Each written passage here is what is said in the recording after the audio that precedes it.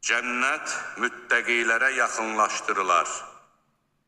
Cəhənnəm də azğınlara göstərilər. Onlara deyilər, hanı sizin sitayiş etdikləriniz, Allah'tan başqa pənah apardıqlarınız? Onlar sizə kömək edə bilərlərmi? Yaxud özlərinə köməkləri dəyə bilərmi? Onlar azğınlarla birlikdə cəhənnəmə atılarlar. İblisin bütün əskərləri daha belə.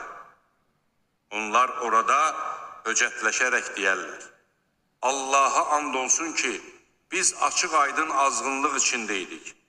O vaxt ki, biz sizi aləmlərin Rəbbinə tay tuturduq. Bizi ancaq günahkarlar azdırdı. İndi isə bizim nə şəfaətçilərimiz, nə də bizə canı yanan bir dostumuz var.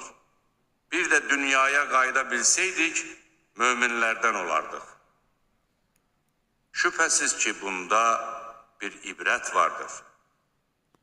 Lakin onların əksəriyyəti yenə iman gətirmədi. Həqiqətən sənin Rəbbin qüdrətlidir, rəhimlidir. Nuh tayfası da elçiləri yalancı saydı.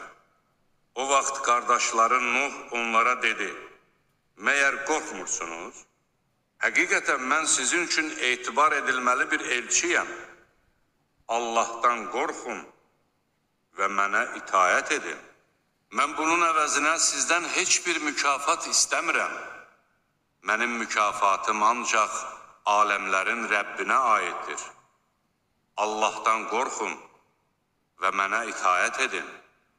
Onlar dedilər, sənə ən rəzil adamlar tabe olduğu halda biz sənə inanarıq mı? Nuh dedi, mən onların nə etdiklərini bilmirəm. Onların haqq hesabı yalnız Rəbbimə aiddir. Kaş başa düşəydiniz.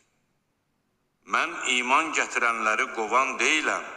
Mən yalnız açıq-aşkar bir qorxudanam. Onlar dedilər, ey Nuh, əgər dəvətinə son qoymasan, mütləq daşqalaq ediləcəksən.